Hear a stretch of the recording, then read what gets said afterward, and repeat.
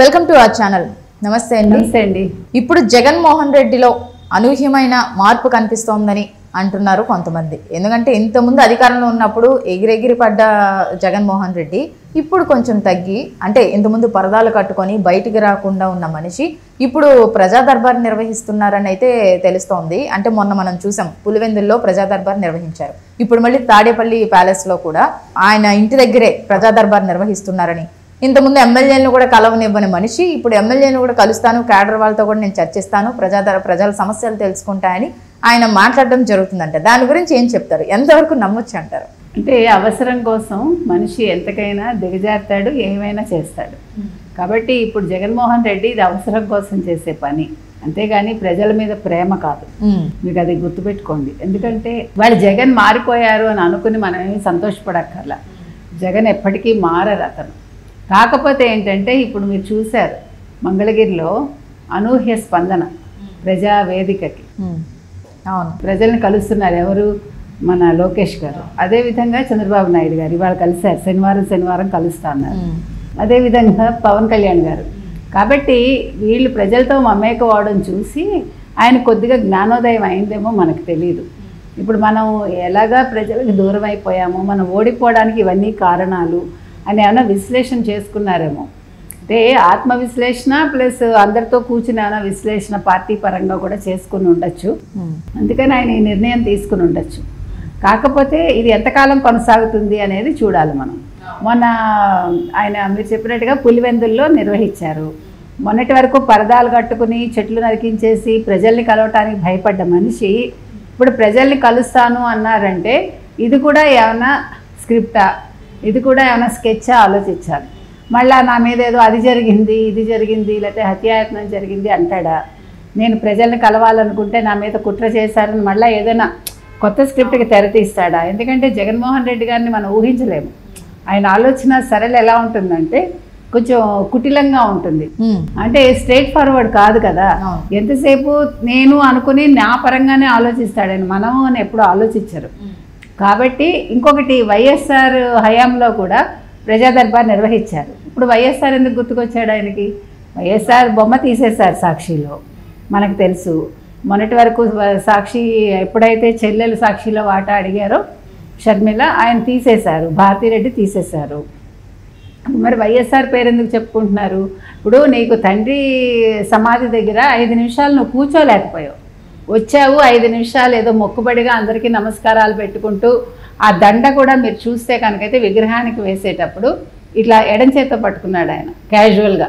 ఒక సెకండ్ ఇలా పట్టుకుని వాళ్ళు వేస్తుంటే వేశాడు అంతే. ఇంకో దండ ఇవ్వబోతుంటే అవినాష్ రెడ్డికి ఇచ్చేసాడు ఆయన. తల్లి ఏడుస్తుంటే ఇట్లా దగ్గరికి తీసుకున్నాడు, తల్లి ఏడుస్తుంటే ఇట్లా వదిలేసి వెళ్ళిపోయాడు. మీరు కనుక విజువల్స్ చూశారంటే అంటే ఎంత బాధ్యత రాహిత్యం. ప్లస్ తండ్రి కోసం 5 నిమిషాలు కూర్చుని మాట్లాడలేడా? ఇంకొకటండి, అసలు మొన్న 75వ జయంతి తండ్రి మూలంగా నువ్వు ఆస్తులు సంపాదించుకున్నావు. తండ్రి తప్పు చేసినా ఒప్పు చేసినా తప్పే చేశాడు ఆయన. నీకు డొల్ల కంపెనీలు పెట్టి క్విడ్ ప్రోకో ద్వారా నీకు డబ్బులు వచ్చేలా చేశాడు. ఎందుకంటే నీ గోల భరించలేక అంత చేశాడు. ఆయన పేరు చెప్పుకొని రాజకీయాల్లోకి వచ్చావు, ఆ చెల్లెల పేరు చెప్పుకొని రాజకీయాల్లోకి వచ్చావు, తల్లి పేరు చెప్పుకొని రాజకీయాల్లోకి వచ్చావు. సొంత బాబాయిని చంపేసి నారాసుర రక్త చరిత్రను సాక్షిలో రాయించి చంద్రబాబు పేరు చెప్పుకుని వచ్చావు నువ్వు. ఎందుకంటే చంద్రబాబు నాయుడు గారు కూడా నీ విజయానికి ఒక రకంగా కారణం అయ్యారు. అది అబద్ధం చెప్పి వీళ్ళు అబద్ధాలు మాట్లాడడం అంటారు కదా, అంత నిజాయితీ, చాలా నిజాయితీ జగన్ అంటారు కదా. సో అంత నిజాయితీగా పాపం ఆయన చంద్రబాబు నాయుడు పేరు చెప్పుకుని ఆ అబద్ధాలతోటి గెలిచాడు ఆయన. ఇప్పుడు అసలు తండ్రికి ఏం చేయాలో అది చేయలేదు. తండ్రి గురించి అసలు మాట్లాడటానికి ఇష్టపడ్డు. ఎప్పుడైనా వైఎస్ఆర్ గొప్పవాడు, అయితే వైఎస్ఆర్ నా తండ్రి, వైఎస్ఆర్ మూలంగా నేను ఈరోజు రాజకీయాల్లో ఒక ముఖ్యమంత్రిని అయ్యాను, ఈ స్థాయికి వచ్చాను, ఎప్పుడైనా తండ్రి పేరు కనీసం కలలో అయినా ఆయన తీసుకున్నాడా, మాట్లాడాడా? లేదు కదా. కాబట్టి ఈరోజు ప్రజా దర్బార్ వైఎస్ లాగానే ప్రజా దర్బార్ అని రాస్తున్నారు. సో వైఎస్ఆర్ పేరు ఇంక వాడుకోకూడదు. అసలు వైసీపీకి వైఎస్ఆర్కి సంబంధం లేదు. వైసీపీ అనేది ఈయన పెట్టుకున్న పార్టీ. వైఎస్ఆర్ పూర్తిగా కాంగ్రెస్కి చెందిన వ్యక్తి. నువ్వు కాంగ్రెస్తో విభేదించి బయటకు వచ్చావు కాబట్టి వైఎస్ఆర్ పేరు చెప్పుకునే అర్హత షర్మిలకే ఉంటుంది, ఈయనకు ఉండదు. కాబట్టి ఈరోజు ఈయన కొత్తగా అంటే ఇంతకాలం ఎమ్మెల్యేలను దూరం చేసుకున్నాడు, ఇంతకాలం కార్యకర్తలను దూరం చేసుకున్నాడు, ఇంతకాలం ఎంపీలను దూరం చేసుకున్నాడు. ఆయన అసలు మొత్తం అందరినీ దూరం పెట్టి ఒక కోటరీ పెట్టుకుని సలహాదారులను పెట్టుకుని ఘోర పరాజయం అయ్యాడు ఆయన. అయితే ఇప్పుడు మళ్ళా వీళ్ళందరినీ ఎందుకు తీసుకొస్తున్నాడు? ఎక్కడ వాలంటీర్ల ప్రస్తావన తేవట్లేదు. అవును, అసలు ఆ పదం ఇప్పుడు ఎక్కడా వినిపించట్లేదు వైసీపీలో. ఎందుకంటే వాళ్ళని వాడుకున్నారు, వదిలేశారు, అయిపోయింది. కాబట్టి ఇప్పుడు వీళ్ళందరి మాట విన్నాడా లేదా సొంతంగా ఆలోచించాడా, దీని వెనకాల ఎవరున్నారో మనకు తెలియదు. కానీ ఇప్పుడు అందరినీ కలుస్తాను, అందరితో మమేకం అవుతాను, అన్ని రకాలుగా నేను అంటే ఎవరేం చెప్పినా సలహాలు స్వీకరిస్తాను, మీకు నేను ఉన్నాను అంటూ వస్తున్నాడు ఆయన. మధ్య త్రిపులార్ గారు ఆయన మీద కేసు పెట్టిన వైనం మనందరికీ తెలిసిన విషయమే. సో అవన్నీ తప్పించుకోవడానికి ఇవన్నీ చేస్తున్నారు అనుకోవచ్చు మనం. ఖచ్చితంగా అదే నేను మీకు ఇందాక ఏం చెప్పాను, ఏదో పెద్ద స్క్రిప్ట్ ఉంటుంది అన్నాను కదా, ఆ స్క్రిప్ట్లో భాగమే ఇది. సో ఆర్ఆర్ఆర్ పెట్టారు కాబట్టి ఇప్పుడు జగన్ A3గా ఉన్నారు, ఆయన దగ్గర అన్ని ఎవిడెన్స్లు ఉన్నాయని చెప్పారు. ఆయన కొడుతుంటే అతను వీడియో చూసో ఫోన్లోనూ ఆనందపడ్డాడు జగన్మోహన్ రెడ్డి, నా దగ్గర ఎవిడెన్స్ ఉంది అని రఘురామకృష్ణరాజు చెప్పారు.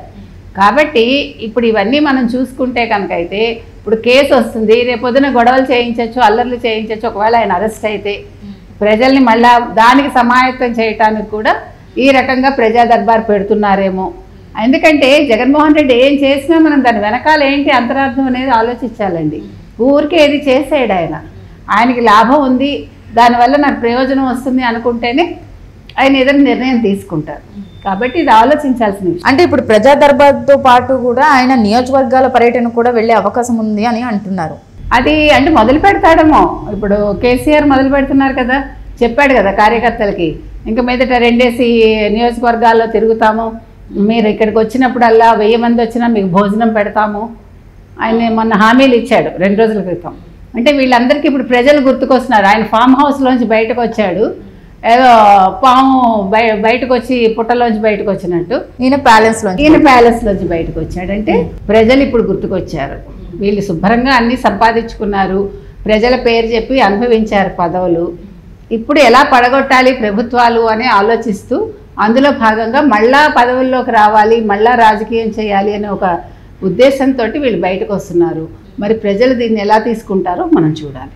మరి ఇప్పుడు ఒకవేళ ఈయన నియోజకవర్గాల పర్యటన అంటే లైక్ పాదయాత్ర స్టార్ట్ చేస్తే కనుక ఇప్పుడు ఈయన మీద ఉన్న కేసుల పరిస్థితి ఏంటి? దానికి దీనికి సంబంధం లేదండి, కేసే. తమ్ముడే తగవే అన్నట్టుగా కేసే. ఈయన పాదయాత్రే. అరెస్ట్ చేస్తే జైల్లో ఉంటాడు ఆయన. ఇప్పుడు ఇవన్నీ ఒక బహానా అంతే. ఈయన పాదయాత్ర ఇప్పుడు పరదాలు కట్టుకోవడానికి లేదు, చెట్లు కొట్టడానికి లేదు. ఈయన ధైర్యంగా వెళ్తాడా చూడాలి. మరి ఒకవేళ ధైర్యం తెచ్చుకుంటాడేమో ఆయన.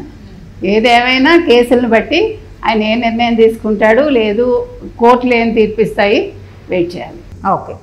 Okay, thank you.